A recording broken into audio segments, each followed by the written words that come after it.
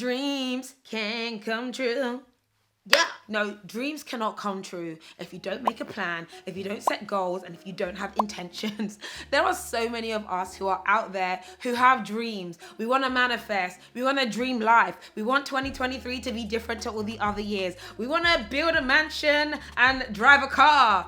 But there is nothing that we are doing that is actually going to allow us to be able to do that. And a lot of us fail. So I want to show you exactly how to plan to have a dream life, set your goals, and actually follow through with them in a way that is very easy and sustainable. So I have a download for you, and I'm going to be setting a challenge, and this is my 1-page life and business plan. You guys may know I'm obsessed with a little documentation, a little Notion, a little Excel, and I truly believe in writing things down to make sure that they happen. And last year was actually the first time I wrote down some things that I want, very much an arbitrary shopping list of the goodies, and a lot of things I wanted actually happened, and I was laser focused on those deliverables. But I will tell you that it didn't make me any happy to work on certain projects, to reach certain numbers, because I realized that there was areas that I was lacking in, and I wasn't looking at my life from the full perspective. I'm gonna give you this document to download. I have a link in the description bar below, and I'm actually gonna set up a challenge for January. We're gonna call it the Thrive Challenge, and we're gonna set goals together. We're gonna build a little bit of a community. We're gonna be checking in because a lot of us need accountability, and my best goal thriver is going to win £1,000, and I'll give you all the details on that, and we're going to be doing check-ins weekly. So in this video, I'm going to walk you through my life and business plan. I'm going to talk about why and how to reflect and rate your current life, as well as talk about how to actually set your goals from a fully rounded perspective, and then building your goals for your dream life and building the habits you need to make them work. Why do you fail at your goals over and over again? I really think that the reason why a lot of people fail at their goals, forgetting about systems and habits, is because they don't have a strong foundation. They don't have a what, a why, or a who. And I think it's really important to actually think about what is your reason? What is your driver? What is your purpose? And I define this within your vision and your mission. In my 1-page document, I've made this the foundation before I even go into setting any of my goals. I really want to be clear on my reasons as to why I'm doing something. I've achieved a lot of things in my life, but I'm telling you that it's very hard to feel value in achievement if you're like, well, what's the reason? Why am I doing this? Why? Because the motivation to continue to do things will really be there when you actually have a foundational reason as to what your motivation is. Working out what your mission and your vision looks like is really up to you. Take some time, have a glass of wine, and work out what is natural to you, what do you feel really motivates you from the inside out, and what can you work on naturally. And actually what I've done this year for the first time is create a theme for the year. And my theme for the year is to thrive, which is why I'm starting the January Thrive Challenge. But I really want to grow, and not in a way that feels like it's struggle. It wants to feel like thriving. It wants to feel healthy. It wants to feel flourishing, especially when there's a lot of messaging that we're not going to be thriving in 2023. No, I'm planning to thrive. I'm not taking that on board. And also I've said thrive through care, because I want to say this line in my head all the time, which is I do care. But this is very personal to me. Setting up your own theme for the year is also really important. Another reason why people fail at their goals is because they don't have a change in identity.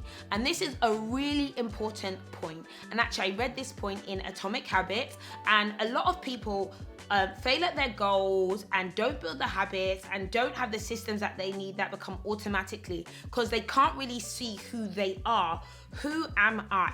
It's not about, say for instance, someone who wants to learn an instrument. What you want to do is change your identity from, oh, I'm practicing how to learn an instrument, to I'm a musician. This is what I do. And by changing your identity, you change your behaviors, and also you set different goals. I wanted to change a number of things about my identity, and maybe things that maybe I'm not currently am, but I want to be.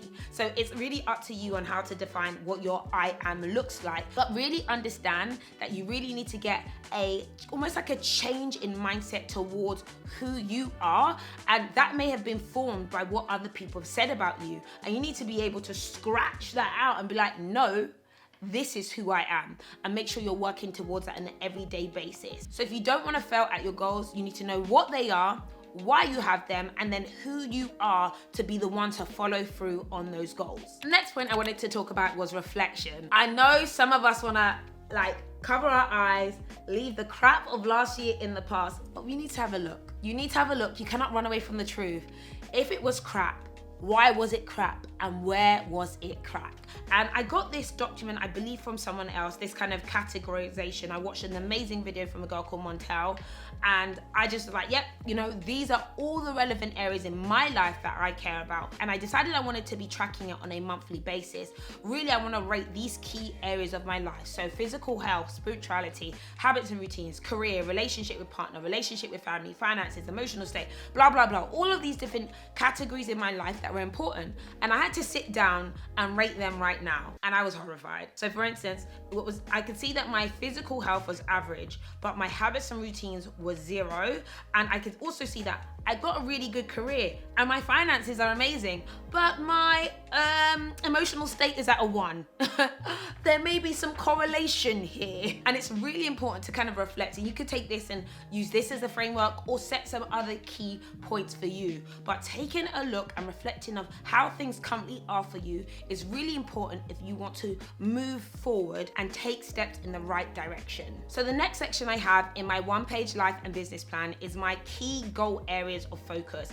And a lot of times when we set up plans for what we want in our life or in the year, we'll have like a list of things like new car, new house, great body, lose weight, but we don't really group and categorize them. So for me, there were key areas that I wanted to get better at or where I want to enhance. So my business, my family, my finance, my health and body, my personal development, and my spirituality.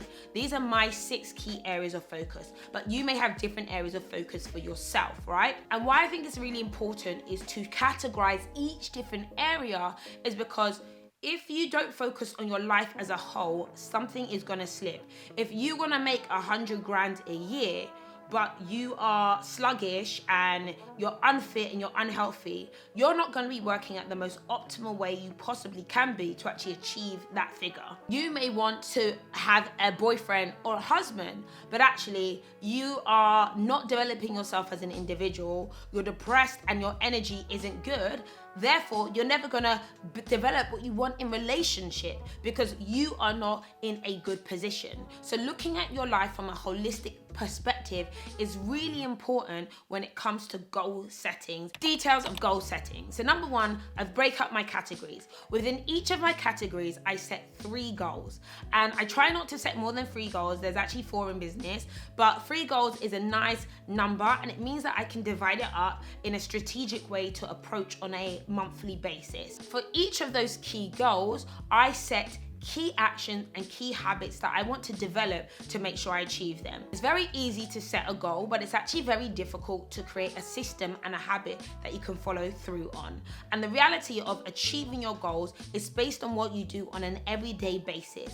So each goal that you set, you need to work out what are the things that I need to do to achieve that goal. So one of my goals is about, 100,000 deep followers, right? And that is all about me wanting to build deeper relationship. But what do I need to do to be able to, and what can I control to do that? So one of the habits that I've built is to write every single day, right? Writing every single day is going to allow me to have more content to create and I will get better at writing. This is not about just the 100,000 subscribers or 100,000 community. It's about how I'm able to give back in value. So I need to build my skill of writing. After writing, I may then want to produce more content based on the writings that I've had. I then may want to do a newsletter to actually build deeper relationship with that community. So fundamentally, it's not just the goal of 100,000, it's what are the habits and the routines that I'm gonna put in place that would potentially drive myself to achieve those goals. And the one thing I've learned about goal setting is that it's not just about the goal, it's the progress towards the goal. Because I realized that the goal doesn't matter. What matters really is the process and the journey to getting to the end of that goal. Even if I don't get to what I call 100,000 deep in community. But actually, if I now learn how to change the way I approach content, writing, learning, giving of myself, I'm gonna be a better person for that, and that's really important to me. So let's talk about my health and my body goals. I wanna reach peak physical fitness, 128 pounds of lean muscle. And that's very specific. I don't just want to lose weight. I'm not trying to be skinty, okay?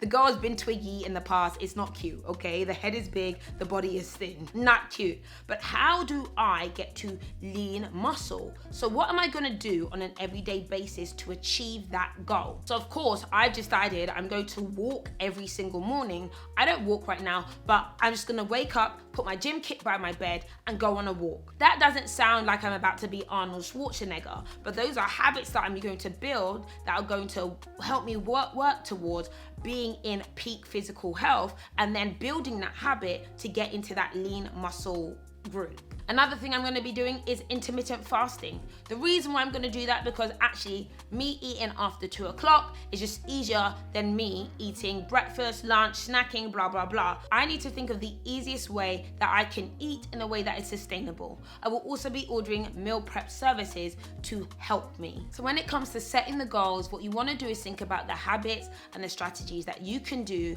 to implement them on a daily basis in a way that feels natural. And finally, you want to be able to review them. Are you checking in on yourself? Have you achieved? Have you not achieved? How do you feel about the goal? Is it slightly changing? Was it a SMART goal, which is specific, measurable, attainable, relevant, and timely? And if not, it's all right to tweak a goal. It's okay to improve it. It's okay to update it and see how you feel about it. I do have a more detailed way of which I actually plan to strategically prioritize and reach each goal in 12 months, but I'm gonna put that in another video. If that's something you wanna see, give this video a thumbs up. But I really hope the tools and the points that I discussed here are super valuable for you. Now, again, I will be starting the Thrive Challenge. I'll be putting details on my Instagram, probably on the Break Instagram. And if you are on my website, you can sign up to the newsletter where we will be talking about this, and I will be picking out my winners for the Thrive Channel. Bear with me because this is new. But I know that one of the goals I have is to actually make sure I build a deep community and bring as much value back as I possibly can. I'm going to start this today by thriving together. So guys, I hope you enjoyed this video, and I will see you very soon.